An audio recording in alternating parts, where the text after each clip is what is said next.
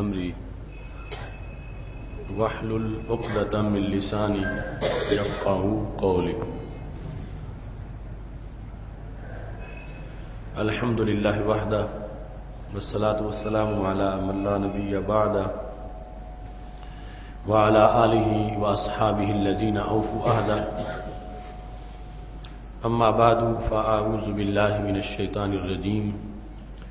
بسم الله الرحمن الرحيم.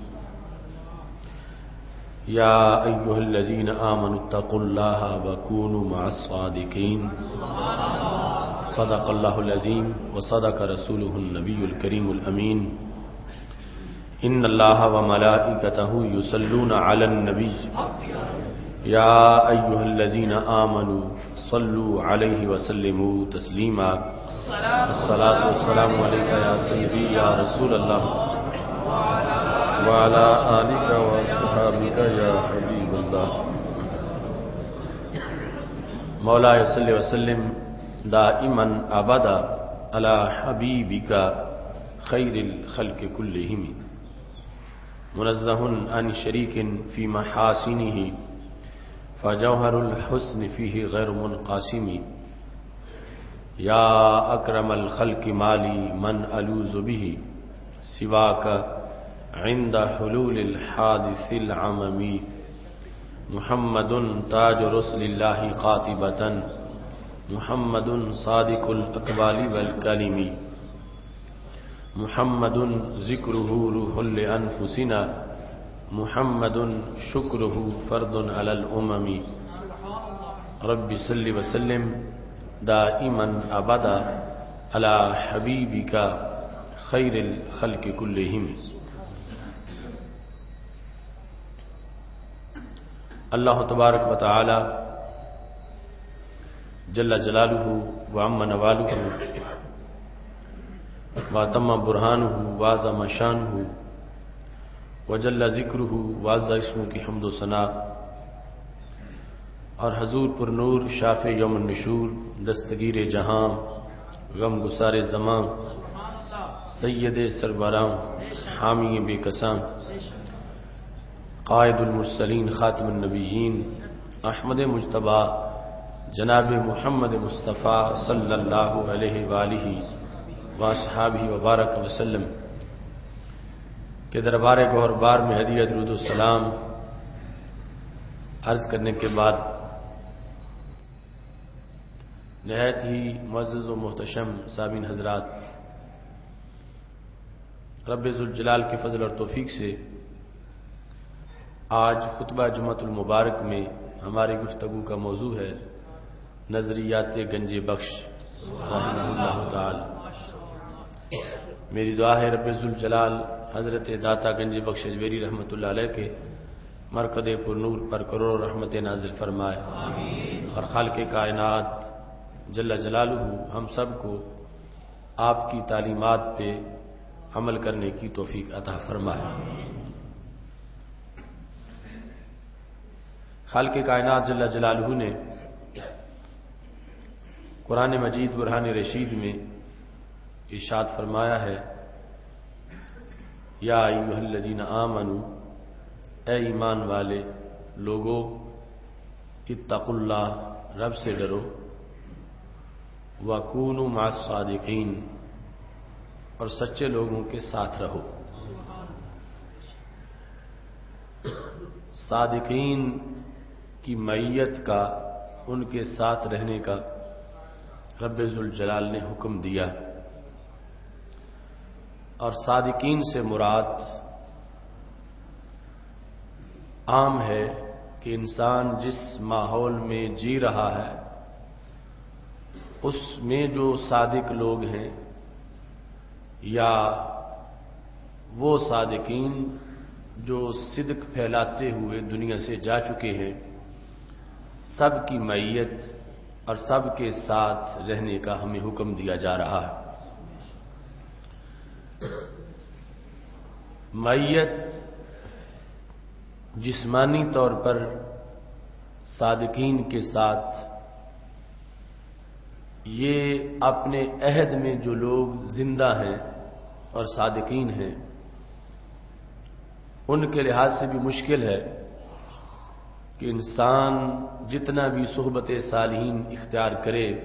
اسے یقیناً وہاں سے اٹھ کے اپنے گھر جانا پڑے گا، اس کو کسی کام کاج کے لیے نکلنا پڑے گا۔ تو مع الصادقین کا جسمانی سنگت کے لحاظ سے جو تقاضا تھا وہ اس طرح پورا نہیں ہو سکے گا۔ تو حقیقت میں یہاں پر جو معیت اور سنگت مراد ہے وہ فکری اور نظریاتی معیت ہے کہ اے ایمان والو پرہیزگار بن جاؤ، اور اعتقادی، نظریاتی اور فکری طور پر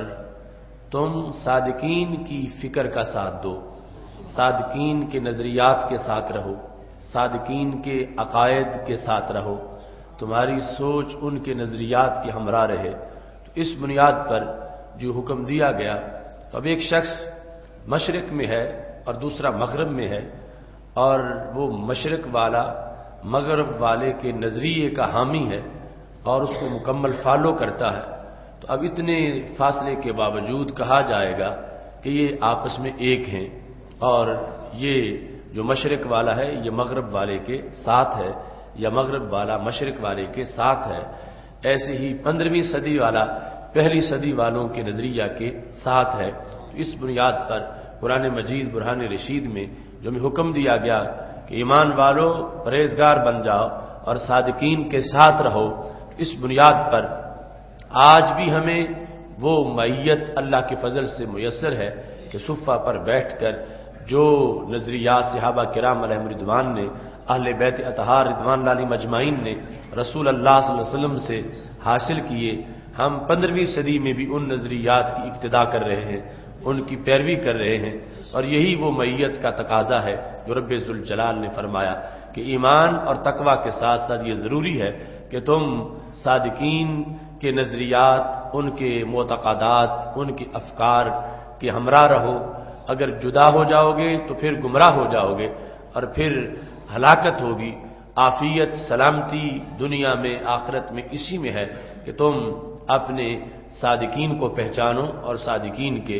افکار کے زیر سایہ اپنی زندگی بسر کرو۔ بر صغیر پاک و ہند میں جن جلیل القدر شخصیات کی وجہ سے دین پہنچا وہ اللہ کے برگزیدہ اولیاء ہیں کہ جنہوں نے اپنی کوششوں سے بر صغیر کو بقائے نور بنایا۔ ان شخصیات میں حضرت داتا گنج بخش اجمیری رحمۃ اللہ علیہ کا نام گرامی بڑا ممتاز اور واضح حیثیت رکھتا ہے کہ آپ نے اپنی شبانہ روز کوششوں سے بر صغیر کے اندھیرے ختم کیے، یہاں پر توحید کی عقیدہ کی تخم ریزی کی، یہاں پر اپنی کوشش اور محنت سے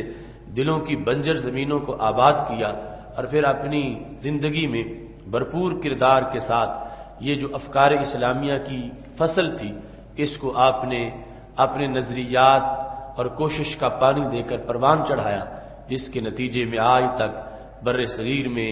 اسلام کی روشنی ہر طرف نظر آ رہی ہے اور اسلام کے جھنڈے ہر طرف لہرا رہے ہیں۔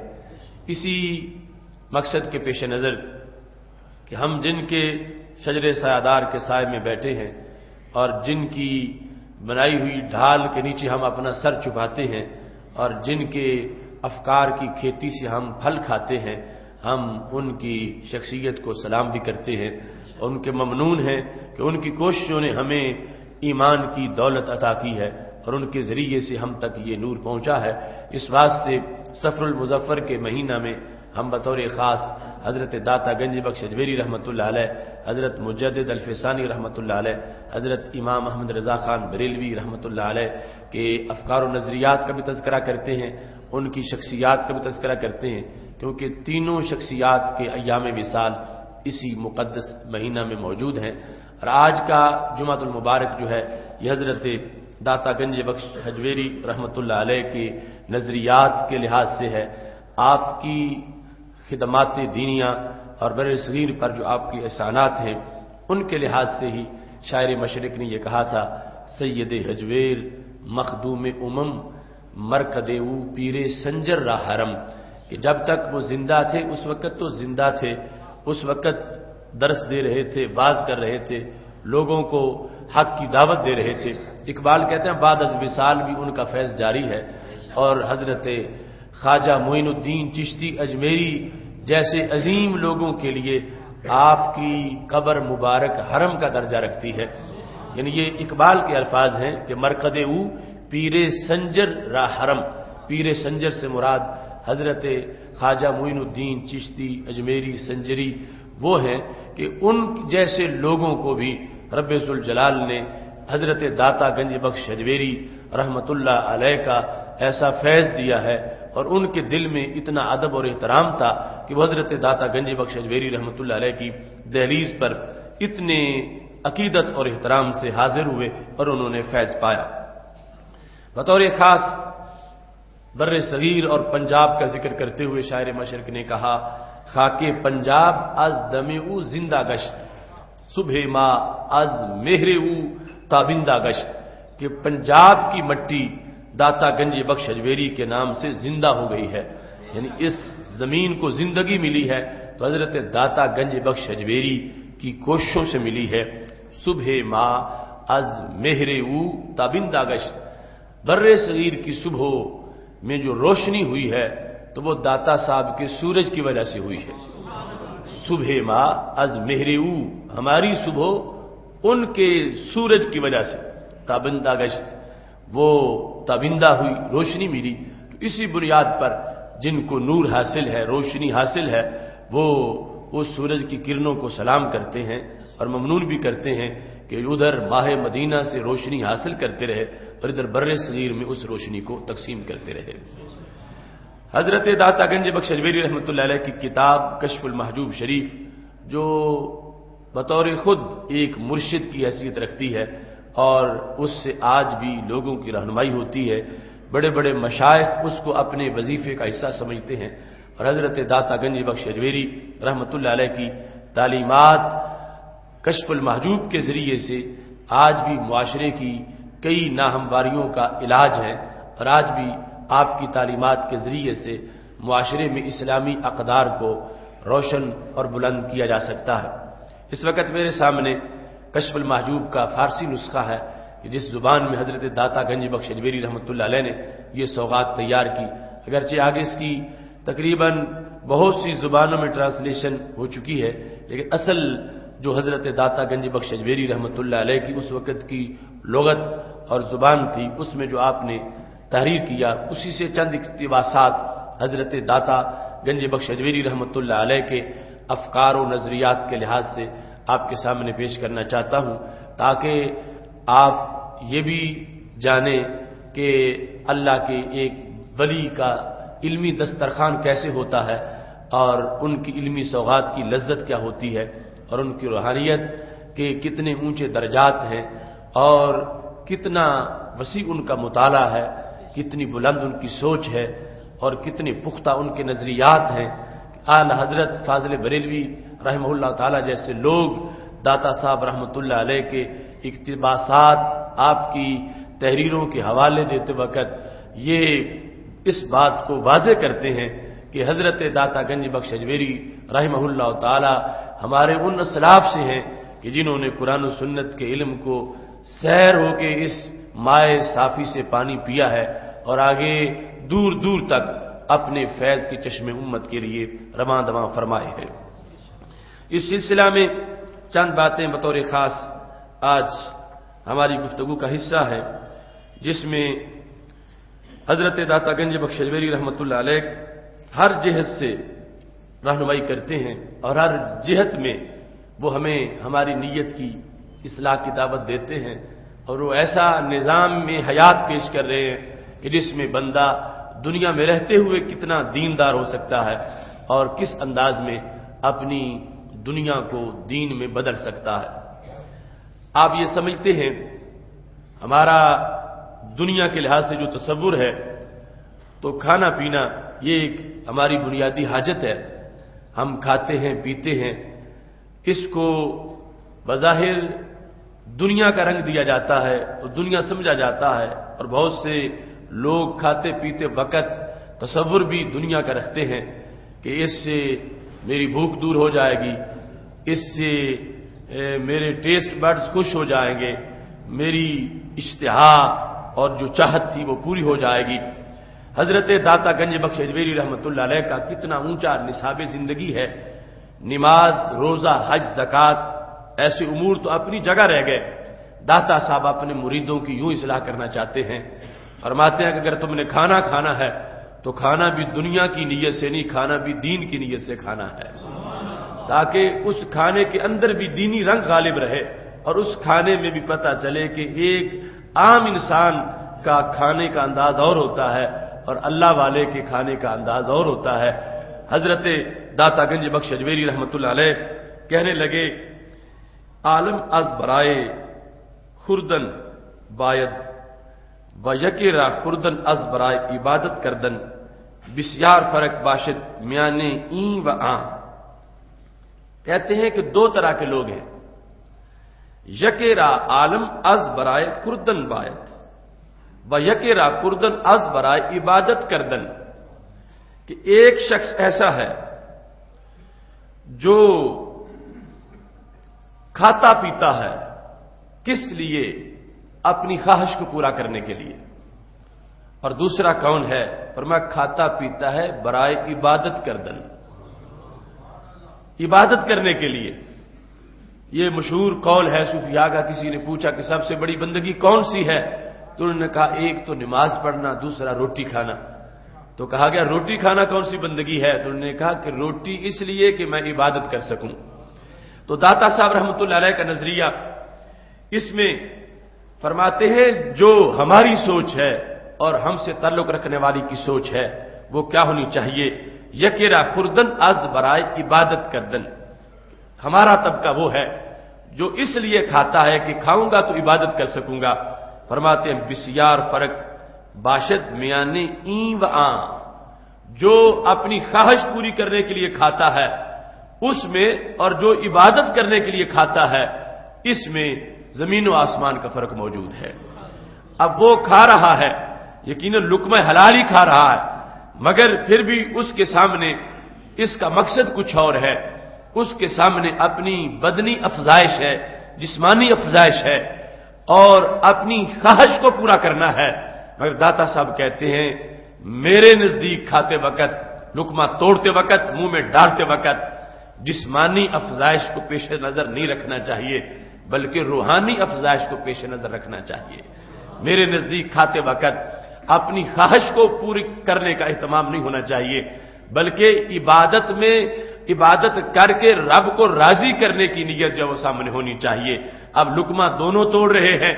ایک اپنے آپ کو راضی کرنا چاہتا ہے، دوسرا کھانا کھا کے اپنے رب کو راضی کرنا چاہتا ہے۔ اب بھوک تو دونوں کی اتر جائے گی، بھوک دونوں کی نہیں رہے گی، جسم دونوں کا اس غذائیت سے فائدہ پائے گا، مگر نیت نے زمین و آسمان کا فرق پیدا کر دیا ہے۔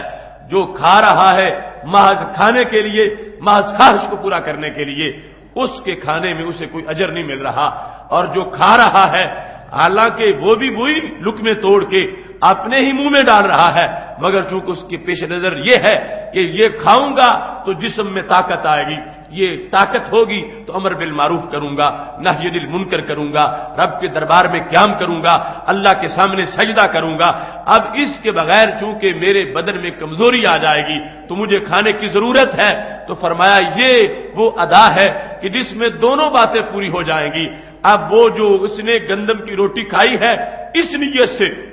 کہ میں بندگی کر سکوں، ایسا نہیں ہوگا کہ جسم کو طاقت نہ پہنچے، جسم کو طاقت ضرور پہنچے گی، مگر طاقت والا فلسفہ ثانوی حیثیت رکھتا ہے۔ اصل میں وہ فلسفہ جو عبادت والا ہے وہ اولین حیثیت رکھتا ہے۔ اس بیس پر داتا گنج بخش اجمیری رحمۃ اللہ علیہ یہ ایک مثال دے کر واضح کرنا چاہتے ہیں کہ ہمیں دنیا میں بھی نیت دین کی رکھنی چاہیے، دنیا کے کاموں میں بھی دنیاوی سوچ کو کنڈم کر کے دین کی سوچ غالب رکھنی چاہیے۔ اس واسطے جب محض دین کا کام ہو رہا ہوگا پھر بھی ہمارے درجات بلند ہو رہے ہوں گے، اور جب دنیا کا کام ہو رہا ہوگا دین کے پیش نظر اور دین کی نیت سے، تو اب بھی اللہ کے دربار میں ہماری غیر حاضری نہیں ہوگی، اب دکان پہ بیٹھے ہوئے بھی حاضری رب کے دربار میں لگ جائے گی، اب کھانا کھاتے وقت بھی حاضری اللہ کے دربار میں لگ جائے گی۔ یہ اپنی سوچ کو صحیح کرنے کی ضرورت ہے اور اپنی نیت کی اصلاح کی ضرورت ہے۔ اب بظاہر کھانا کھانا کتنا دنیاوی کام ہے، لیکن داتا صاحب کی تعلیمات یہ ہیں کہ ان کو بھی دین کا رنگ دینا چاہیے، اور انسان کے ذہن میں ہو کہ میں 2 وقت کھاتا ہوں یا 3 وقت کھاتا ہوں، میں اپنی سوچ ایسی بنا لے کہ میں اپنے پیٹ کے لیے نہیں کھاتا، میں تو اپنے رب کی رضا کے لیے کھاتا ہوں، کہ کھاؤں گا تو پھر مجھ میں طاقت ہوگی، پھر میں دین کا کام کر سکوں گا۔ تو اس بنیاد پر بندے کی دنیا بھی دین میں تبدیل ہو جائے گی۔ اب اس کے مقابل میں دوسری سوچ ہے کہ جس میں دنیا تو دنیا رہ گئی، اور بعض اوقات بدقسمتی سے بندہ دین میں بھی دنیا کی سوچ لے آتا ہے کہ دینی کام کرنے جا رہا ہے مگر سوچ دنیا کی غالب آ گئی، تو اب کتنا خسارہ ہوگا، کتنی ہلاکت ہوگی، کتنی محرومی ہوگی۔ ایسی نیکی ہے نیکی، مگر کی جب دنیا کے لیے جا رہی ہے تو پھر اس کا رزلٹ کبھی ثواب کی کمی بھی ہوگا کہ ثواب گھٹ جائے گا، اور کبھی ثواب مٹ جائے گا، ملے گا ہی نہیں، اور کبھی ثواب کی جگہ عذاب ہوگا کہ اس نے دین کا کام کیا دنیا کے لیے، اور وہ جب نیت بہت زیادہ خراب ہو گئی تو بندے کے لیے وبال جان بن گیا۔ اس واسطے یہ قوم کی نبض پہ ہاتھ رکھ کے آداب سکھانے کی تحریک چلاتے رہے، اور دنیا کو متوجہ کیا کہ ہر چیز میں ہمیں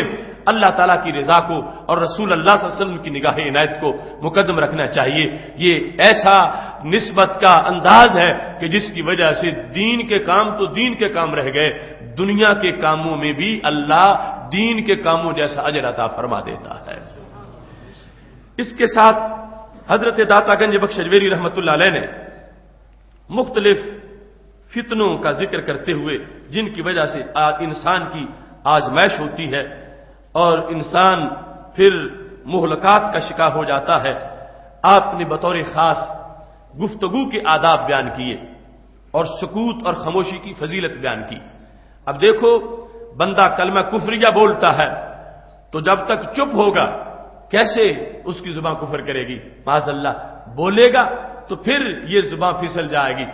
ہمارے آقا صلی اللہ علیہ وسلم نے فرمایا، میں نے جب معراج کی رات جہنم کو دیکھا تو اکثر زبانوں کے کٹے ہوئے لوگ وہاں موجود تھے۔ تو زبان کا استعمال توہین رسالت کر جاتا ہے معاذ اللہ، اور بے احتیاطی زبان سے ہوتی ہے تو بندہ مباح الدم ہو جاتا ہے، بے زبانی زبان سے ہوتی ہے تو وہ انسان واجب القتل ہو جاتا ہے، بے احتیاطی زبان سے ہوتی ہے اور انسان معاذ اللہ ازلی بدبختی کے اندر چلا جاتا ہے۔ اس واسطے ہمارے ان اکابر کا یہ حکم ہے کہ سوچنا ہے، سوچ کے بولنا ہے، اور پھر وہ موضوعات کہ جہاں بڑی ہی نزاکت ہے اور بڑے حساس موضوعات ہیں وہاں پر تمہیں بولنے کی ضرورت نہیں، چپ رہو، اس میں عافیت ہے۔ آج کتنا ہمارے معاشرے کے اندر فتنہ پھیل چکا ہے، بھنگی چرسی قسم کے لوگ ٹی وی سکرینوں پر ناموس رسالت جیسے اہم مسئلے پر اپنی زبان درازی کرتے ہیں، اور یہ فتنوں کا باعث فساد اور اس طرح کی چیزیں آگے پیدا ہوتی ہیں جس کے نتیجے میں بہت سے مسائل جنم لیتے ہیں۔ تو حضرت داتا گنج بخش اجمیری رحمۃ اللہ علیہ فرمانے لگے کہ یہ جو بات ہے، زبان سے بات، اس کی حیثیت کیا ہے؟ تو کہتے ہیں گفتار چوں خمرس، بولنا شراب کی طرح ہے۔ گفتار چوں خمرس یعنی زبان کو جو بولنے کی عادت ہے، زبان چاہتی ہے کہ میں بولتی رہوں، یہ کیسی عادت ہے؟ یعنی عام زبانوں کے لحاظ سے فرماتے ہیں گفتار چوں خمرست کہ عقل را مست کند، بولنا شراب کی طرح ہے کہ بندے کی عقل کو مست کر دیتا ہے، بولنا شراب کی طرح ہے، بندے کی عقل کو مست کر دیتا ہے۔ وہ مرد چو اندر شرب آفتاب ہرگز بیرون نہ تواند، اور جو بندہ شرابی بن جائے اسے شراب چھوڑنا مشکل ہو جاتی، وہ پھر باہر نہیں آ سکتا، بہت بڑی کسی کی قسمت ہو تو تائب ہو جائے، ورنہ ایک بار چھوڑے گا پھر توبہ کا روزہ توڑ دے گا، اور بڑی مشکل سے کوئی پکی توبہ کر سکے گا۔ تو تو حضرت داتا گنج بخش اجمیری رحمت اللہ علیہ، آپ چونکہ نباز ہیں اور بہت سی چیزیں ایسی ہیں جن میں سے ایک سے بندہ نفرت کرتا ہے لیکن اس کے برابر کی دوسری چیز سے نفرت نہیں کرتا، ایک کو بڑا حرام سمجھتا ہے اور دوسری طرح کی حرام ہے، اس کو مانوس بنا لیتا ہے کہ یہ کوئی جرم نہیں ہے۔ تو حضرت داتا گنج بخش اجمیری رحمت اللہ علیہ کہنے لگے جو بندہ سوچے بغیر گفتگو کرتا ہے، جو بندہ گفتگو میں مذاق اڑاتا ہے، جو گفتگو کے اندر تضحیک امیزی کرتا ہے، جو انسان باتونی ہے، اب اس کی زبان کا بات کی طرف راغب ہونا یوں ہے جیسے شرابی کا شراب کی طرف راغب ہونا ہے، جیسے شرابی کو شراب پیے بغیر چین نہیں آتا، اس کی بری عادت ایسی بن چکی ہے، ایسی جو زبان سے بے احتیاطی کرتا ہے، بے لگامی کرتا ہے، باتونی بن جاتا ہے، تو یہ ایک شراب کا نشہ اس زبان کو ہوتا ہے، وہ چپ نہیں کرتی، وہ بولتی رہتی ہے اور اسے احساس نہیں ہوتا کہ میں کس کے بارے میں بول رہی ہوں، میری زبان سے لفظ، مجھ سے لفظ کس کے بارے میں نکل رہے ہیں۔ تو داتا صاحب رحمت اللہ علیہ نے ضمیر جھنجھوڑنے کے لیے اقوام کے یہ بات واضح کی کہ مسلمانوں تم سمجھتے ہو کہ شراب حرام ہے اور شراب کی طرف نہیں جانا چاہیے، تو زبان کی بے احتیاطی بھی اسی زمرے کی ہے، اور جیسے انسان کو شراب پینے کی بدقسمتی سے عادت پڑ جاتی ہے تو پھر اس کے لیے وہ بے چین ہوتا ہے، جب تک نہیں ملتی وہ ہاتھ پاؤں مارتا رہتا ہے، اور ایسے ہی جس کی زبان بکواس کرنے والی ہے اور جس کی زبان لہو و لعب کرنے والی ہے اور جس کی زبان حق کے ساتھ معاذ اللہ استہزاء کرنے والی ہے، وہ جب تک کچھ کہہ نہ لے اس کی بات زبان کو چین نہیں آتا۔ تو حضرت داتا گنج بخش اجمیری رحمت اللہ علیہ کہنے لگے میری یہ دعوت ہے جیسے شراب سے اپنے آپ کو دور رکھتے ہو ایسے ہی زبان کو بغیر مقصد بولنے سے بھی دور رکھو، یہ خطرناک بڑی ہے، اس سے آگے بڑے فتنوں کے دروازے کھل جاتے ہیں، اور اس کو لگام دے کے چپ رکھنا یہ بھی ایک جہاد ہے۔ جیسے ایک شخص معاذ اللہ شرابی بن چکا تھا اور پھر اس نے توبہ کی اور بار بار جب شراب کا خیال آیا اس نے اپنے آپ کو روک کے رکھا، یہاں تک کہ توبہ کئی سالوں تک برقرار رہی اور ایسے ہی پھر توبہ کی حالت میں دنیا سے چلا گیا، تو اسے مجاہد کہا جائے گا کہ اس کے اعصاب بڑے مضبوط تھے، اس نے توبہ کی تو پھر شکست نہیں کھائی اور اپنی توبہ پر اس نے پہرا دیا۔ اور ایسے ہی جو شخص اپنی زبان کو سمجھا لے، اسے حق کے خلاف بولنے سے روکے اور اس کو لہو و لعب اور استہزاء سے باز رکھنے کا عہد کرے اور پھر ہمیشہ چپ رہے، صرف ضرورت کے پیش نظر بولے، حق بات اپنی زبان سے کرے، اس کے علاوہ احتیاط سے اپنی زبان کو وہ سنبھال کے رکھے، تو داتا صاحب رحمۃ اللہ علیہ کا پیغام یہ ہے کہ یہ چھوٹا انسان نہیں، یہ بہت بڑا مجاہد ہے کہ جس نے فتنہ باز عضو کو فتنہ پھیلانے سے روک کر اسے حق کی حمایت میں ہمیشہ کے لیے استعمال کیا ہے۔ آج ہر انسان اللہ ماشاءاللہ یہ سمجھتا ہے میری اپنی زبان ہے، میں چاہوں جیسے اس کو استعمال کروں، تو داتا صاحب کہتے ہیں زبان اپنی ہے مگر اس کے پہلو دو ہیں، ایک ہے اس کا پہلو زمزم والا اور دوسرا اس کا پہلو شراب والا۔ اس کا زمزم والا پہلو برقرار رکھو مگر اس کے شرابی بن جانے والا پہلو جو ہے اس کو ختم کر دو، کیونکہ اس کو جب عادت پڑ جائے گی تو جب تک یہ بے احتیاطی نہیں کرے گی اس کو چین نہیں آئے گا۔ تو آج کس قدر بے احتیاطیوں کا زمانہ ہے، یعنی وہ موضوعات جہاں علماء کرام جن کی زندگیاں بسر ہو گئی ہوں وہ بھی بولتے ہوئے جھجک محسوس کرتے ہیں، ہزار بار سوچتے ہیں اور پھر بولتے ہیں، ان موضوعات پر وہ لوگ جن کو اسلامی تعلیمات کی الگ واقعی پتہ نہیں وہ بے دھڑک بولتے جا رہے ہیں اور بالکل اس انداز میں فتویٰ زنی اور اس انداز میں رائے زنی کر رہے ہیں کہ جس کی وجہ سے حقیقی تعلیمات کو جاننے والے بھی اور عامت الناس بھی بیزار ہوتے چلے جا رہے ہیں کہ یہ کیسا میڈیا ہے، یہ کیسا دور ہے، کتنی بے احتیاطی کی جا رہی ہے۔ تو حضرت داتا گنج بخش اجمیری رحمت اللہ علیہ کی تعلیمات نے واضح کیا کہ انسان سمجھتا نہیں، شراب سے نفرت کرتا ہے مگر یاوا گوئی سے نفرت نہیں کرتا۔ تو داتا صاحب نے کہا جیسے شراب ہے ایسے ہی یاوا گوئی ہے، بلکہ کبھی زبان اس سے کہیں آگے گزر جائے گی کہ وہ اگر اس نے معذلہ شراب کو حرام سمجھتے ہوئے شراب پی لی تو مجرم ہوا، فاسق و فاجر بنا، جہنمی بنا، مگر دائمی کافر تو نہیں بنا، کیونکہ اسے حرام سمجھتا ہے، اس نے آیات قرآن کا انکار نہیں کیا اور ادھر زبان زبان چلے گی تو یہ منکر بن جائے گی، یہ کفر کر جائے گی، یہ جا کے آگے ایسے لفظ بولے گی جس سے مٹنے سے پہلے بندہ دین سے نکل جائے گا، اسلام سے فارغ ہو جائے گا۔ تو اس واسطے فرمایا کہ اس زبان کو سنبھال کے رکھو، اسے بے احتیاط نہ ہونے دو، اس واسطے کہ نبی علیہ السلام نے فرمایا میں نے جہنم کی غالب آبادی ان لوگوں کی پائی ہے جو زبان کے جرم کی وجہ سے جہنمی بن گئے تھے۔ داتا گنج بخش اجمیری رحمت اللہ علیہ نے یہاں پر اس بات کو واضح کیا، چون اہل طریقت را معلوم شد کہ گفتار آفت است۔ جب اہل طریقت کو، اولیاء کرام کو یہ پتا ہے کہ بولنا ایک آفت ہے، سخن بجز ضرورت نہ گفتن، یہ ضرورت کے بغیر نہیں بولتے، صرف ضرورت کے وقت بولتے ہیں، چونکہ وقت کی بات ہے، کچھ مقامات ایسے ہوتے ہیں کہ جہاں نہ بولنے تو سب کچھ لٹ جاتا، وہاں بولنا لازم ہو جاتا۔ اب وہاں بھی کوئی چپ کا روزہ رکھے تو شریعت نے اس کو گونگا شیطان کہہ دیا۔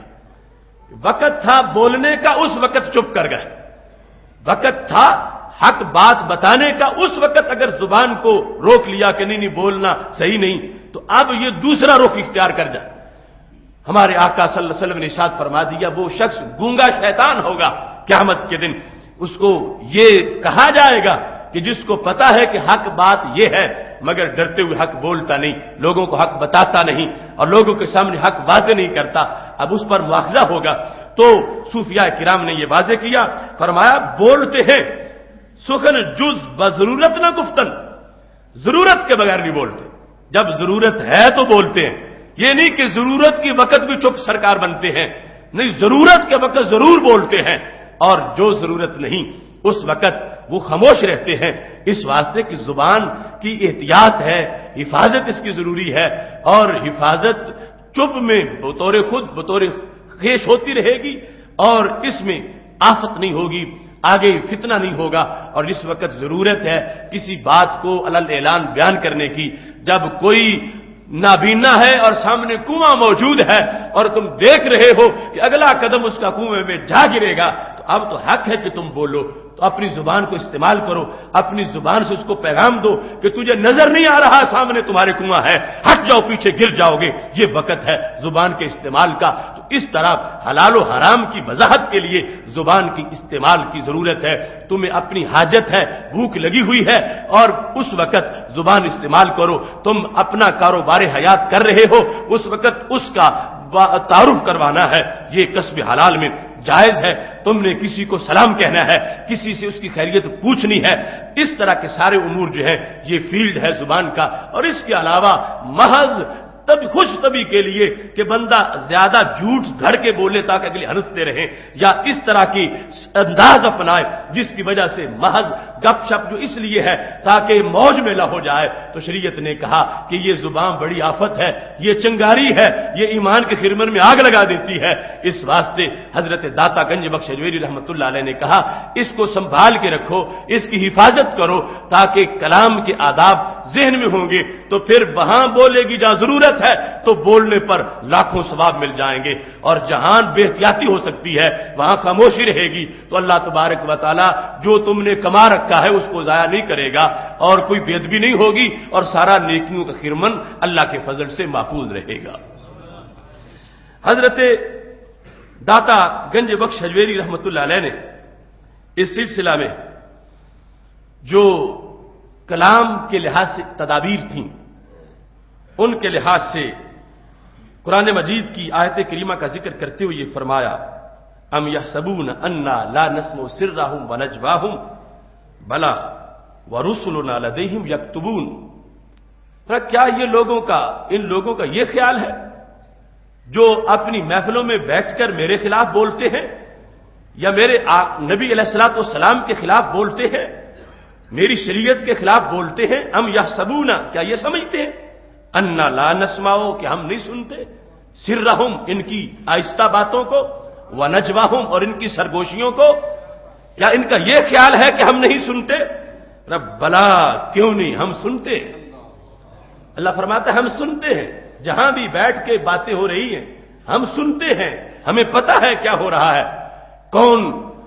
کس طرح بول رہا ہے۔ تو پھر عافیت کس میں ہے کہ زبان کو سنبھال کے رکھا جائے۔ کوئی سمجھتا ہے کہ یہاں تو کوئی نمائندہ موجود نہیں جو رپورٹنگ کرے اور پھر بتائے، تو اللہ فرماتا نمائندوں کے اور محتاج ہیں، میں تو محتاج نہیں ہوں، مجھے پتا ہے سر بھی، اور جو اعلانیہ بولا جا رہا ہے وہ بھی میں جانتا ہوں، سر بھی جانتا ہوں۔ نجواہم جو سرگوشیاں کرتے ہیں، ایک دوسرے کے کان کے ساتھ منہ لگا کے جو باتیں کرتے ہیں، میں وہ بھی جانتا ہوں۔ اور فرمایا میں نے نظام عدل کے لیے اپنے رپورٹر بھی رکھے ہوئے ہیں، وَرُسُلُنَا لَدَيْهِمْ يَكْتُبُونَ، وہ جہاں جہاں بیٹھ کے باتیں کرتے ہیں دونوں کندھوں پہ میرے رپورٹر موجود ہوتے ہیں۔ کرامن کاتبین ما یلفظ من قول الا لدیہ رقیب عتید، وہ جو بولتے ہیں یہ بڑے الرٹ بیٹھے ہیں، فوراً لکھ لیتے ہیں۔ وَرُسُلُنَا لَدَيْهِمْ يَكْتُبُونَ، میرے یہ فرشتے پاس ہیں ان کے، وہ جہاں بھی میٹنگ کرے یہ لکھ لیتے ہیں۔ تو اس بنیاد پر اب ریکارڈ تیار ہو جائے گا، وہ براہ راست بھی سنتا، لیکن اس نے نظام عدل بنایا۔ کل قیامت کے دن جب کہے گا تم نے فلاں دن فلاں کوٹھی میں فلاں جگہ بیٹھ کے میرے خلاف، میرے نبی علیہ السلام کے خلاف، میرے دین کے خلاف تم نے یہ بات کی تھی، بندہ کہے گا نہیں میں نے تو کوئی نہیں کی تھی، تو اللہ فرشتوں کو کہے بتاؤ اس کو لفظ کیا تھے، بولا اس نے کیسے تھا۔ وہ خود جانتا ہے اور اس کے باوجود اس نے یہ نظام بنا رکھا ہے۔ اس واسطے ہماری باتیں حکومتیں لکھواتی ہیں اور اپنے رپورٹر ہر وقت چھوڑے ہوتے ہیں کہ ہر جملہ لکھو، ہر تقریر لکھو، ہر لفظ لکھو، تو ہم کہتے ہیں اس احکم الحاکمین کے نظام سے ڈرو۔ اس کی طرف سے جو رپورٹنگ ہو رہی ہے تمہاری خرمستیوں کی، تمہارے شر کی، وہ رپورٹنگ، وہ یوم الدین، وہ یوم جزا، وہ قیامت کے دن رب ذوالجلال ہر چیز سامنے رکھ دے گا، اور ہر جملہ لکھا ہوا ہوگا جس میں توہین رسالت ہے، جس میں اللہ کی حدود سے بغاوت ہے، جس میں اللہ کے دین کی خلاف ورزی کی جا رہی ہے۔ اس واسطے اصل بارگاہ تو وہ بارگاہ ہے، اصل دربار تو وہ دربار ہے۔ اس کے لحاظ سے حضرت داتا گنج بخش اجمیری رحمۃ اللہ علیہ نے فرمایا کہ تم اپنے احوال کی اصلاح کرو اور بولتے وقت یہ سامنے رکھو اس بات کو کہ میرا رب سن رہا ہے، براہ راست سن رہا ہے، اور اس کو نیند نہیں آتی، وہ ہر وقت جاگ رہا ہے، اسے کبھی اونگ نہیں آتی، کبھی اس طرح کی کوئی چیز اس کے قریب نہیں جاتی، اور میں نے اس کے سامنے کل جواب دینا ہے۔ اس بنیاد کو، اس چیز کو عقیدے میں فنکشنل رکھ کے جو بندہ دنیا میں زندگی گزارتا ہے اسے کل زبان کی آفت تنگ نہیں کرے گی، اور کل زبان کی وجہ سے اس کو جہنم میں نہیں پھینکا جائے گا، اور جو آج بھی احتیاطی کرے گا پھر زبان کے کئی فتنے ہیں، ان کے کئی درجات ہیں، کوئی کچھ وقت کے لیے جائے گا، کوئی دائمی جہنمی بن جائے گا زبان کی بے احتیاطی کی وجہ سے۔ اس واسطے کہ یہ زبان ایسا ہتھیار ہے کہ جس سے ایسا جرم بھی 1 منٹ سے پہلے ہو سکتا ہے جو بندے کو معاذ اللہ دائمی جہنمی بنا دیتا ہے۔ حضرت داتا گنج بخش اجمیری رحمۃ اللہ علیہ کی تعلیمات میں چونکہ ہر جہت واضح کی جا رہی ہے، پہلے جو ہم نے اقتباس پیش کیا اس میں روٹی کھانے کے 2 پہلو بیان کیے گئے، ایک ہے روٹی کھانا اپنی خواہش کے لیے، ایک ہے روٹی کھانا کھانا رب کی رضا کے لیے۔ تو کام ایک تھا، اس کی آگے نتائج 2 ہیں، ان کو واضح کیا۔ ایسے ہی زبان کا استعمال، زبان انسان کا عضو ہے، اس کو چلانا جائز ہے، لیکن آگے طریقے 2 ہیں، ایک وہ ہے جس سے روکا گیا کہ ایسی بات کرنے سے چپ بہتر ہے، اور دوسرا وہ ہے کہ اس زبان کو بولنے کا حکم دیا گیا۔ اب اس سے پتہ چلتا ہے کہ حلال اور حرام کی وادیاں کتنی قریب قریب ہیں، بندہ تھوڑا سا پھسلے تو حرام میں جا گرتا ہے، تھوڑا سا پھسل جائے اسلام سے کفر میں جا گرتا ہے۔ تو یہ قریب قریب وادیاں ہیں، اور پھر کبھی حلال حرام کا کفر اسلام کا فرق ہے، اور کبھی جو ہے وہ اولا خلاف اولا کا فرق ہے، یعنی اس میں تھوڑا نقصان ہوتا ہے، اور کبھی سنت یا خلاف سنت کا فرق ہے جس میں بھی نقصان تو ہوتا ہے، مگر وہ ایسا نہیں کہ جس سے بندہ جو ہے وہ دین سے محروم ہو جائے۔ تو حضرت داتا گنج بخش اجمیری رحمۃ اللہ علیہ نے بات کرتے کرتے یہاں تک کہ بات اس انداز میں بھی بیان کی کہ لوگ معاشرے کے اندر اپنے آپ کو رشتہ ازدواج میں منسلک کرتے ہیں، اور جو بالغ ہوتا ہے اس کے لیے حکم ہے کہ وہ شادی کرے۔ تو حضرت داتا گنج بخش اجمیری رحمۃ اللہ علیہ کہنے لگے یہ جو محض دنیا ہے شادی کرنا، اور ہر معاشرہ، ہر کلچر، ہر قوم کے لوگ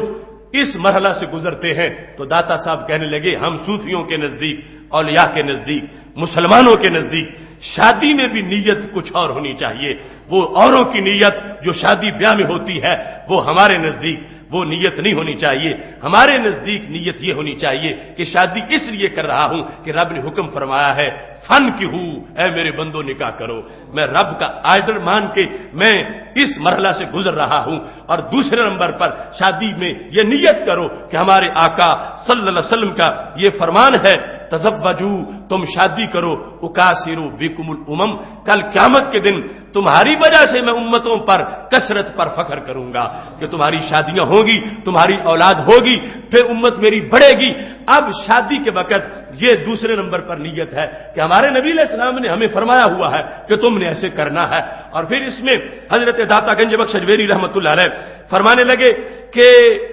شادی کے جو شرعی فوائد ہیں ان میں یہ ہے کہ توالد تناسل ہو, آگے اولاد ہو. اور اولاد کے لحاظ سے داتا صاحب نے بڑا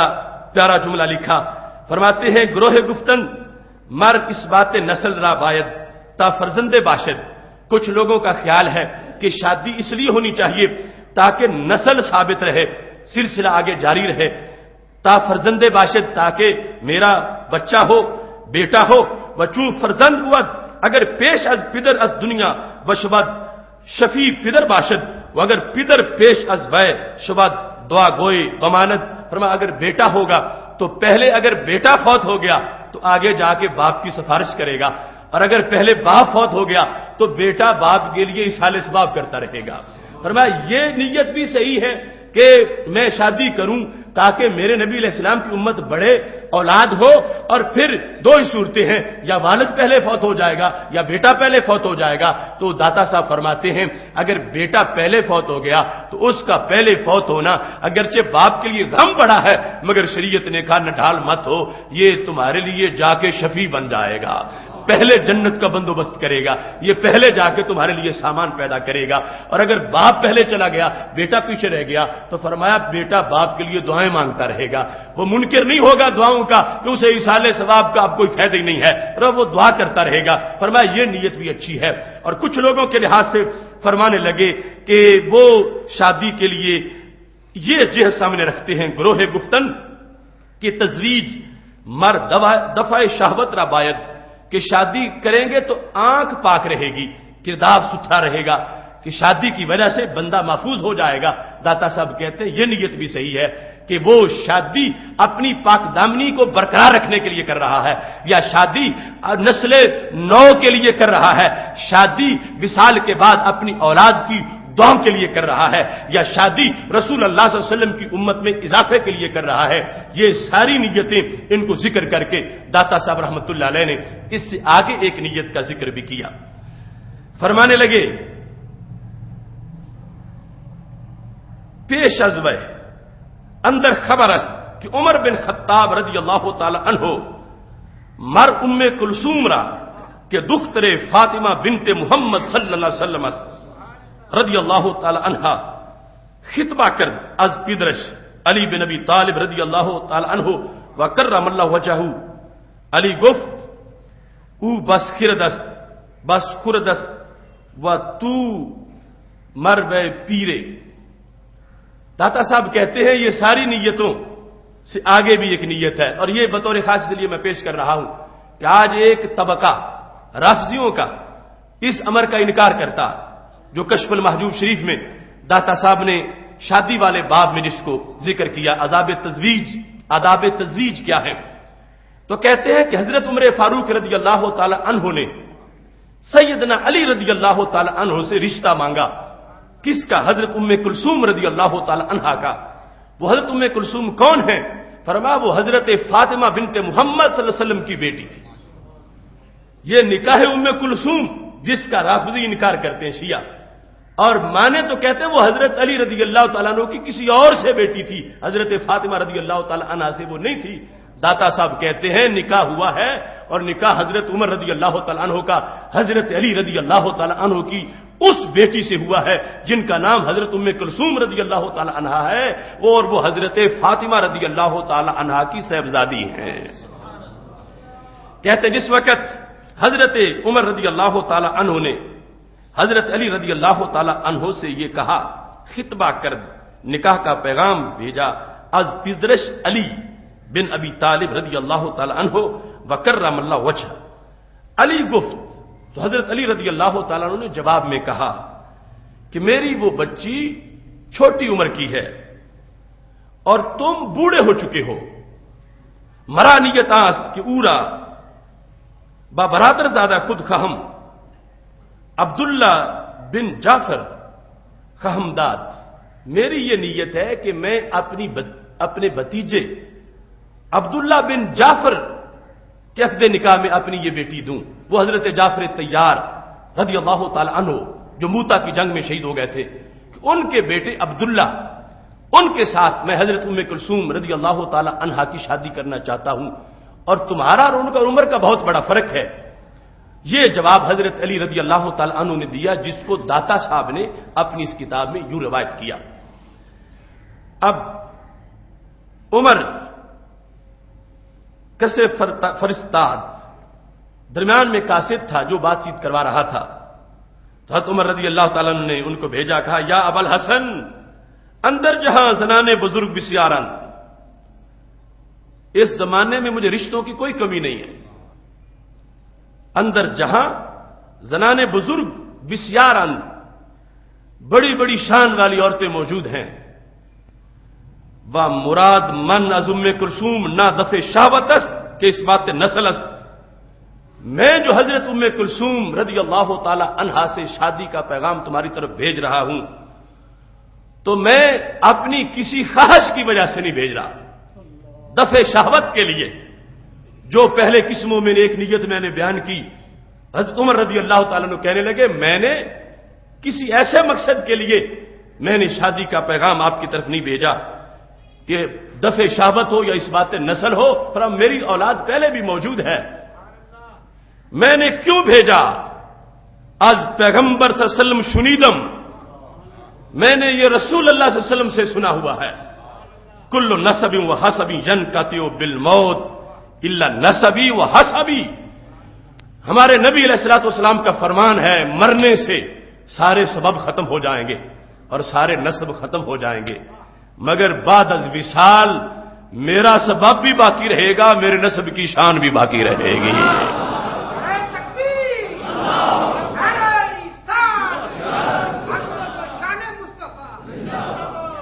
فرمایا اکنو مرا سبب ہست،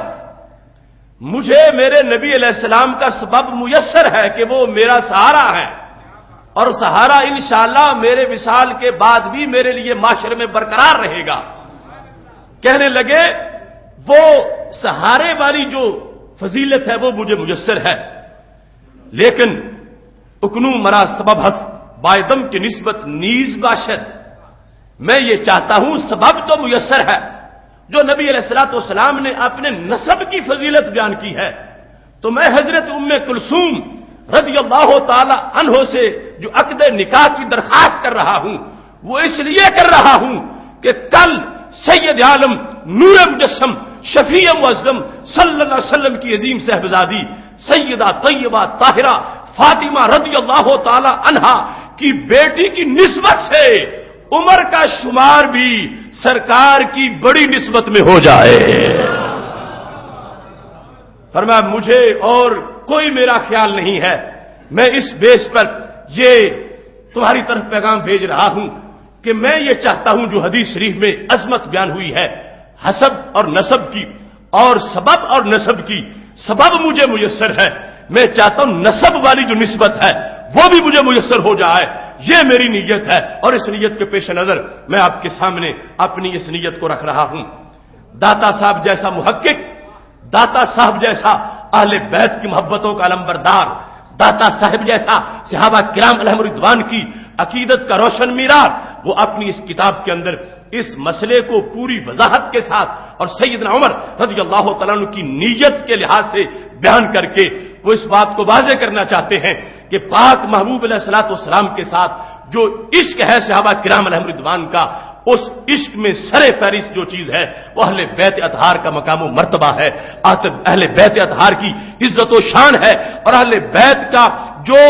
ذریعہ ہے اللہ کے دربار تک پہنچنے کا اور اہل بیت اطہار کی نسبت جو فائدہ دیتی ہے اس کو داتا صاحب رحمۃ اللہ علیہ اس مقام پر ہائی لائٹ کر رہے ہیں۔ اب یہاں سے پتہ چلا جب حضرت عمر رضی اللہ تعالیٰ عنہ میدان محشر کے لیے حضرت ام کلثوم والی نسبت کو اپنے لیے مشکل کشائی کا بیس سمجھتے ہیں تو سید عالم نور مجسم شفیع معظم صلی اللہ علیہ وسلم کی ذات گرامی کی مشکل کشائی کا عالم کیا ہوگا۔ روافض آج جو وہاں پر آ کے دھومے لگا کے بیٹھ جاتے ہیں،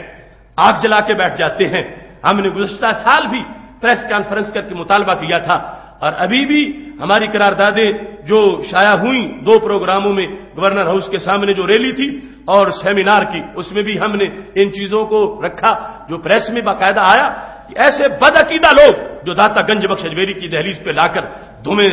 جلا کے بیٹھے ہیں، آگے لگا کے بیٹھے ہیں اور رافضی ہیں، بدعقیدہ ہیں، ان کا داتا صاحب کے مزار پر حاضری سے تعلق کیا ہے؟ داتا صاحب تو اس عقیدے والے ہیں، انہوں نے واضح لکھا اپنی کتاب کے اندر کہ حضرت سیدہ ام کلثوم رضی اللہ تعالی عنہا جو سیدہ فاطمہ الزہرا رضی اللہ تعالی عنہا کی صاحبزادی ہیں، حضرت علی رضی اللہ تعالیٰ عنہ نے جب یہ نیت دیکھی فرمایا ٹھیک ہے بچی میری چھوٹی ہے، عمر تمہاری عمر بڑی ہے، مگر نسبت تمہاری سچی ہے اور محبت تمہاری سچی ہے، اس واسطے میں اپنی بیٹی کا رشتہ تمہیں عطا فرما دیتا ہوں۔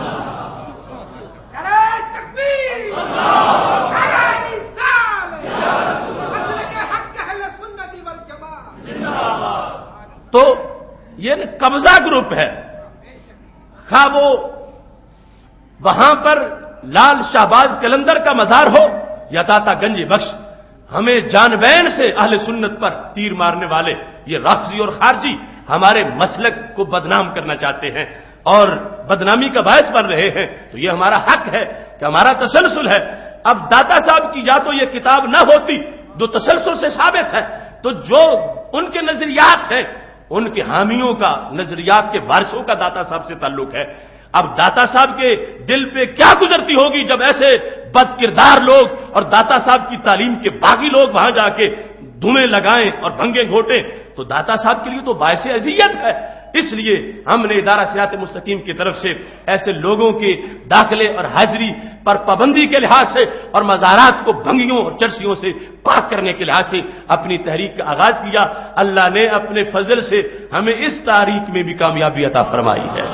کافی حد تک اس پہ کنٹرول ہوا اور انشاءاللہ آگے باقی کام مزید ہوگا۔ اب یہاں پر حضرت داتا گنج بخش اجمیری رحمۃ اللہ علیہ نے آگے لکھا، یہ جو ان کی براہ راست زبان لینگویج فارسی ہے اس میں فرمانے لگے، نسبت نیز باشد تا بہر دو طرف مطابت وے محکم گردانی دا، حضرت عمر کہنے لگے دونوں طرف سے پھر مجھے عظمت مل جائے گی، وہ سبب والا بھی پہلو ہے پھر نسب والا پہلو بھی مل جائے گا۔ تو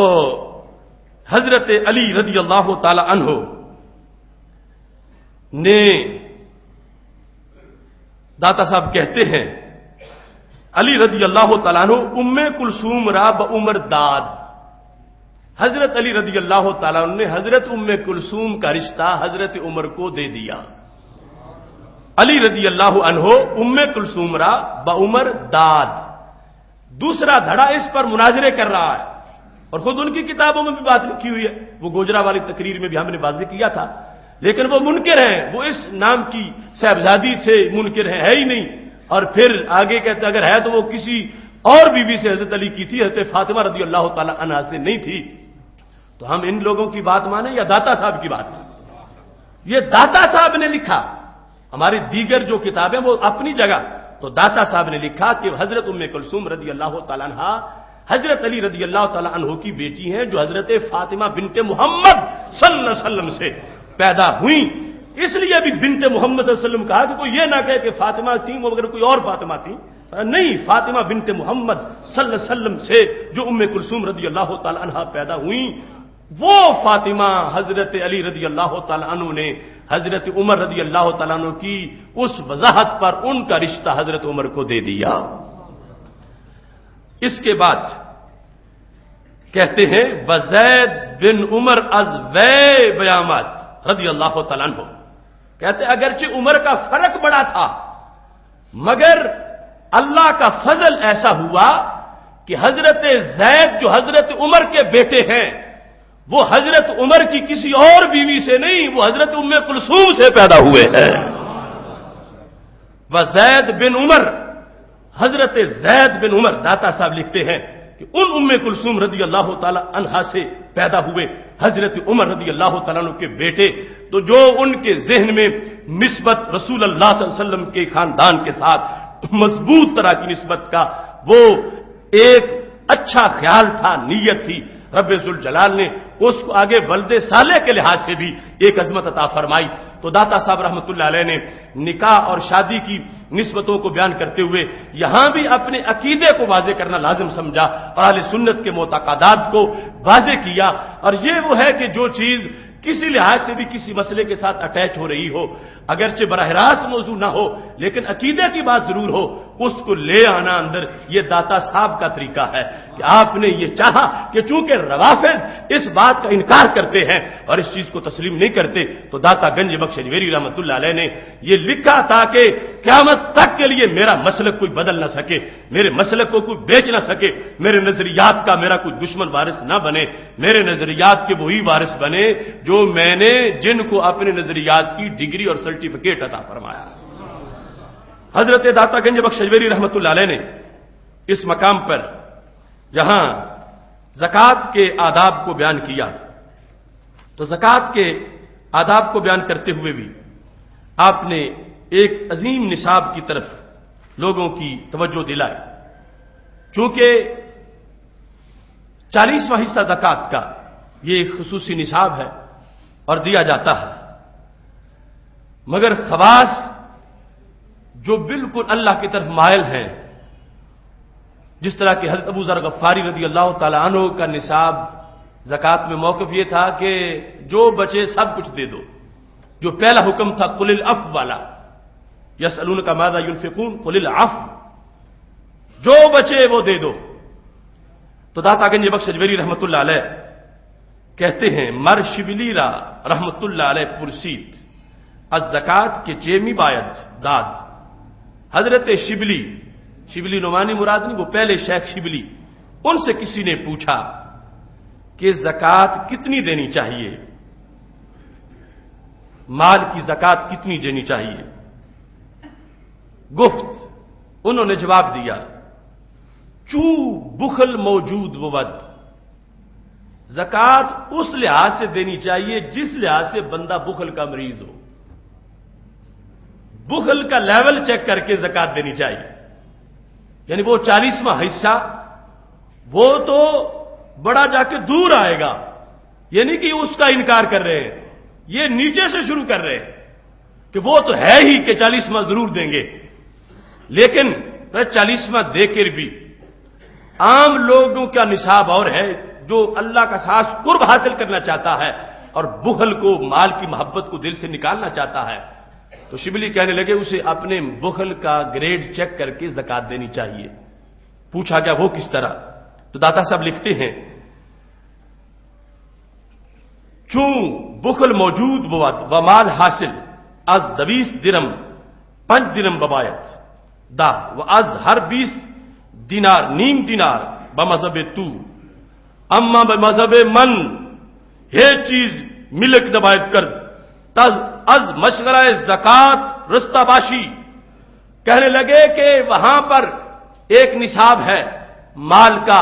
40واں حصہ، اور اس کی شرائط ہم نے وہ جو زکوٰۃ کی کتاب میں دیگر جگہ پہ بیان کی ہوئی ہے۔ شبلی کہنے لگے جہاں تک میں یہ بتانا چاہتا ہوں اس صورتحال کو تو کیا ہے، اما بمذہب من یہ چیز ملک نبایت کر تا از مشغلہ زکوٰۃ رستہ باشی، کہ کوئی چیز بندے کے ملک میں ہونی نہیں چاہیے تاکہ زکوٰۃ کے مشغلہ کی نوبت ہی نہ آئے، کہ یہ بھی ایک کام کرنا ہے، اسے اس وقت بھی رب کی طرف متوجہ ہونا چاہیے، اسے گننا ہی نہ پڑے کہ مال ہے کتنا، کس کی زکوٰۃ کتنی بنتی ہے، اسے گننا ہی نہ پڑے کہ میرا ملک کتنا ہے، کتنی چیزیں ہیں، ان کو کاؤنٹ کروں اور پھر زکوٰۃ نکالوں۔ فرمایا ہمارے لیے یہ بھی ایک حجاب بن جائے گا کہ ہم اس طرف توجہ دیں گے تو اس وقت رب کی طرف متوجہ نہیں ہوں گے، وہ نصاب یقیناً برحق ہے، لیکن اس سے نیچے جا کر کہ ایسا بچے ہی نہ کہ جس کو زکات کے طور پر پھر جس کی زکات دیکھنی پڑے اور جس کی زکات پھر دینی پڑے۔ فرمایا پھر زکات ادائیگی کرنے کا یہ جو ساری صورتحال ہے، اس سے ہی بندے کی جان چھوٹ جائے گی، اس واسطے اس کے پاس کچھ موجود ہی نہیں، جو بچے بندے کے ملک میں کچھ نہ رہے کہ یہ 1000 کا مالک ہے، 10,000 کا مالک ہے، 10 لاکھ کا مالک ہے، ملک میں ہونے کچھ نہیں چاہیے۔ یہ شبلی کا مذہب ہے جو اپنا مذہب لوگوں کو وہ بیان کر رہے ہیں۔ داتا صاحب نے جب اس کو بیان کیا تو اس کی وضاحت کرتے ہوئے داتا صاحب کہتے ہیں، حضرت شبلی سے پوچھا گیا، سائل نے کہا، امام تو دریں مسئلہ کیس، تم کس امام کی پیروی کر رہے ہو اس مسئلے میں؟ ساری امت کا وہی موقف ہے، 40واں حصہ زکات، باقی رکھنا جائز ہے، اس میں کسی کو شک نہیں، اور تم بھی کہتے ہو رکھنا باقی جائز ہے، لیکن سب کچھ دے دینا اللہ کے رستے میں۔ تمہارا اس مذہب میں امام کون ہے کہ جس کو پیش نظر رکھ کے تم یہ فتویٰ دے رہے ہو؟ تو داتا صاحب کہتے ہیں، جس وقت شبلی رحمہ اللہ تعالی سے یہ پوچھا گیا تو امام کون ہے؟ گفت ابا بکر صدیق رضی اللہ تعالی عنہ۔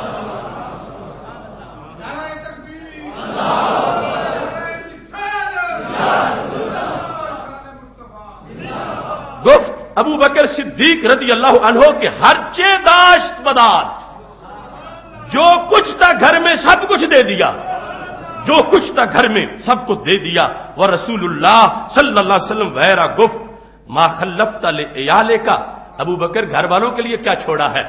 گفت، انہوں نے جواب دی اللہ و رسولو، گھر میں اللہ کے رسول صلی اللہ علیہ وسلم ہے۔ تو داتا گنج بخش اجمیری رحمت اللہ علیہ خلوص للہیت تقوی و طہارت کا آخری مرتبہ و مقام بیان کرتے ہوئے جب حضرت شبلی کا حوالہ دیتے ہیں تو حضرت شبلی کی سوچ اس سلسلہ میں جہاں کی جاک رکتی ہے اور امت میں جن کی اقتدا کا سوچتی ہے، وہ امام برحق حضرت سیدنا صدیق اکبر رضی اللہ تعالی عنہ ہے کہ جن کو رب نے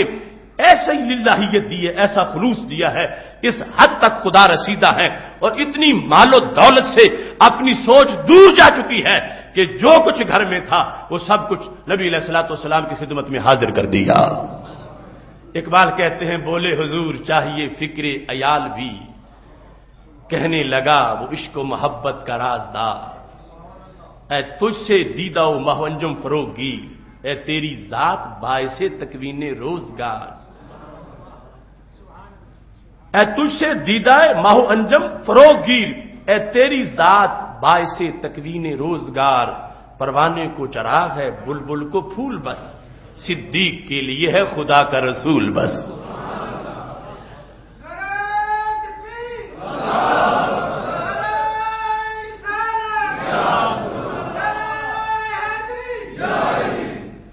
اس کو پیش کر کے پھر فرمایا امیر المومنین علی رضی اللہ تعالیٰ عنہ روایت کنن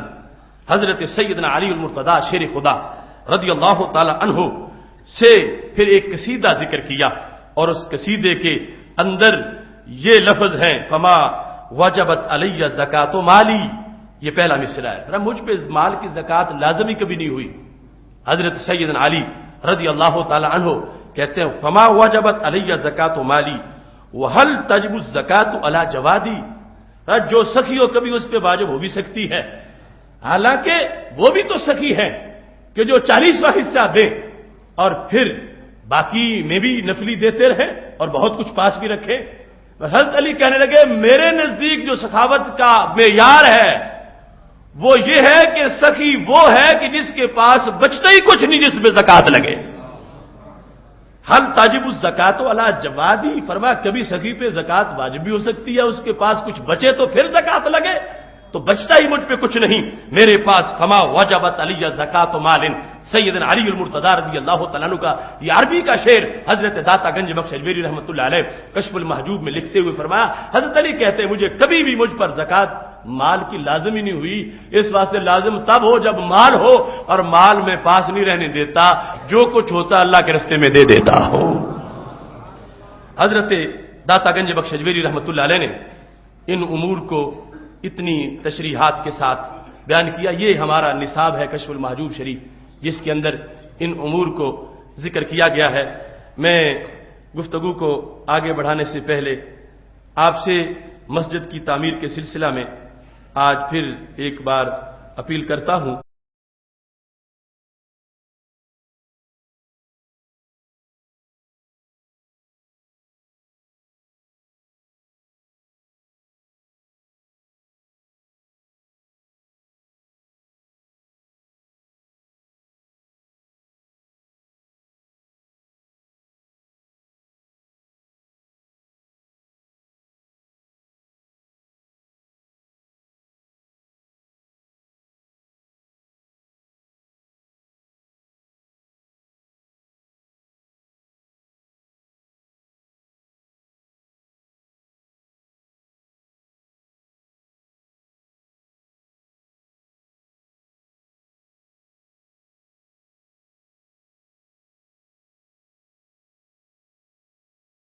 آپ حضرات خصوصی طور پر اس سلسلہ میں دلچسپی لیں اور آئندہ جمعۃ المبارک اس سلسلہ میں تیاری کر کے آئیں، اور اعلان ہوگا اور اس میں آپ اپنی طرف سے عطیات دے کر مسجد کی تعمیر میں اپنا بھرپور حصہ ڈالیں، تاکہ جب تک مسجد قائم رہے، لوگ نمازیں پڑھتے رہیں، اللہ کی طرف سے آپ کو اجر عظیم ملتا رہے۔ اپنی بات کو ختم کرتے ہوئے میں آپ کو اللہ کی اس توفیق پر، اللہ کے اس فضل پر اللہ کا شکر ادا کرتے ہوئے اس بات کا اظہار کرنا چاہتا ہوں کہ ہم نے قانون ناموس رسالت 295C کے دفاع کی خاطر اور گستاخ رسول صلی اللہ علیہ وسلم کی سزا واجب القتل ہے، اس کو دلیل و برہان کی روشنی میں ثابت کرنے کے لیے 9 جنوری کو ایوان اقبال لاہور میں تاریخ ساز سیمینار کیا، جس کے دور رس اثرات مرتب ہوئے، اور ابھی وہ مسلسل مختلف طرق سے وہ سارا نصاب آگے پہنچے گا۔ اس کے ساتھ ہی بدھ والے دن، یہ گزشتہ بدھ، آپ میں سے بہت سے لوگ شریک ہوئے ہوں گے، ہم نے کاروان عظمت رسول صلی اللہ علیہ وسلم لاہور سے شروع کیا اور غازی ممتاز حسین قادری کی رہائش گاہ تک یہ کاروان پہنچا۔ تقریباً صبح 9 بجے لاہور سے چل کر رات 7 بجے تک یہ کاروان چلتا رہا، تمام شہروں میں استقبال ہوا، لوگ شریک ہوئے، اور اسلام آباد پہنچنے تک وہ ریلی سے ایک ریلا بن چکا تھا، اور اللہ کے فضل سے ہم جو اپنا ہدف رکھتے تھے اس تک پہنچے۔ جب نیشنل ہائی وے کو بند کر دیا گیا اور ہمیں داخل ہونے سے روکا گیا تو ہم نے صرف 10 منٹ کا ٹائم ان لوگوں کو دیا، انتظامیوں کو اگر 10 منٹ میں سڑک کھولو گے تو پھر ٹھیک ہے، ورنہ ہم خود کھول لیں گے۔ انہوں نے ہمارے ساتھ تعاون کیا اور اس شاہراہ کو کھول دیا، اور ہم نیشنل ہائی وے سے کری روڈ سے ہوتے ہوئے پھر ایک جلوس کے ہمراہ، جو وہاں ہمارے ادارہ صراط مستقیم کے احباب کھڑے تھے، غازی کے گھر تک پہنچے، اور تاریخ میں اس تاریخی موقع پر کہ اس غازی کی حمایت میں اور ان کو رہا کروانے کے مطالبہ کے ساتھ یہ تاریخ ساز ریلی اللہ کے فضل سے ادارہ صراط مستقیم کی طرف سے اتنا بڑا لمبا سفر طے کر کے اس غازی کے ساتھ اپنی حمایت کے اظہار کے لیے نکلی، کہ وہ یہ نہ سمجھے کہ میں جیل میں ہوں اور پیچھے سارے سو گئے ہیں۔ اللہ کے فضل سے ہر عاشق کا سینہ ان کے ساتھ دھڑک رہا ہے، ہر عاشق کا دل ان کے ساتھ ہے، چونکہ ہمارا اور ان کا رشتہ بڑا عجیب رشتہ ہے۔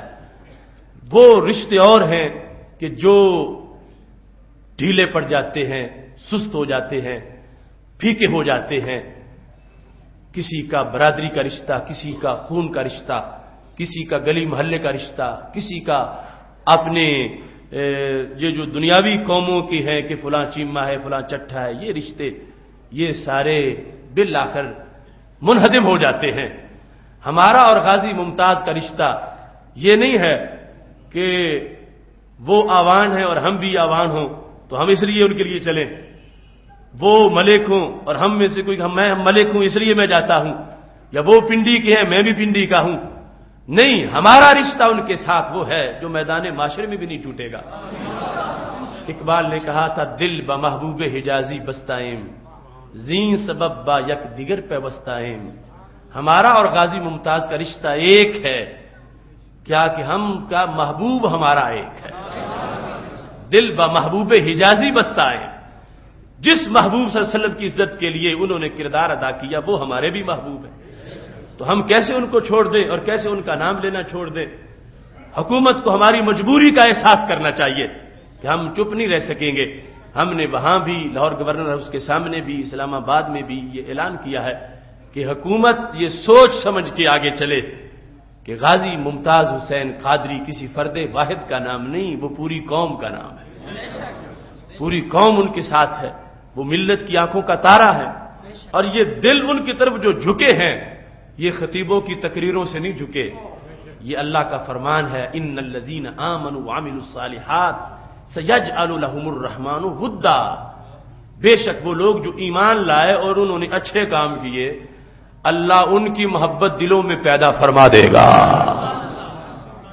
تو میں دعوت دیتا ہوں جو ابھی اس میں شک میں ہے کہ کام اچھا کیا یا نہیں، تو وہ آیت پڑھے کہ جو ایمان لائے اور اچھے کام کرے اللہ اس کی محبت لوگوں کے دلوں میں پیدا فرما دیتا ہے.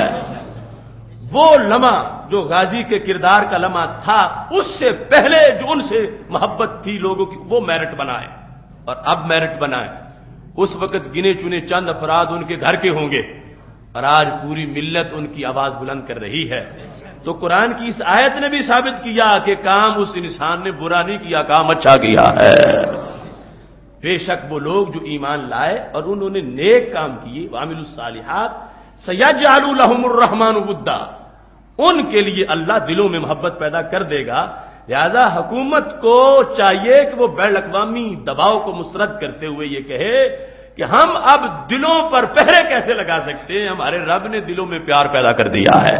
اس غازی کی طرف جو دلوں میں پیار ہے. اور یہ دلیل ہے دوسری دلیلوں کے ہمراہ کہ ان کا کردار کتنا بڑا کردار ہے، کتنا عمدہ کردار ہے، کتنا عظیم کردار ہے. اس واسطے ہم نے گلی گلی محلے محلے یہ آواز بلند کرنی ہے کہ غازی ممتاز حسین ہیرو ہیں، اور جو ان کو ہیرو نہ مانے وہ سارے زیرو ہیں. اور انشاءاللہ وقت ثابت کرے گا یہ لوگ جو آج ان کے خلاف سوچ رکھتے ہیں چند مٹھی بھر لوگ، ان کو زندگی بھر شرمندگی رہے گی. اور آج جو ان کی حمایت کر رہے ہیں انشاءاللہ ان کے سر میدان محشر میں بھی فخر سے بلند رہیں گے. رب ذوالجلال ہم سب کو عمل کی توفیق عطا فرمائے. وآخر دعوانا الحمدللہ رب العالمین.